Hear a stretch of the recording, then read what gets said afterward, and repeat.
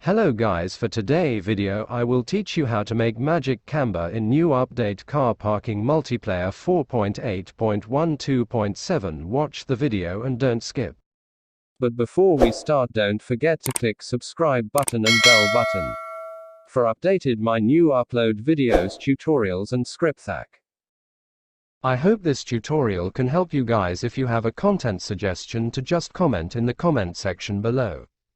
You can't see it when you look at your stance camber, but when your friend looks at it, he can see your stance camber. That's why it's called magic camber, because you can't see it when you look at your stance camber. Okay guys, let's start a tutorial. Follow what I'm doing guys, don't skip the video.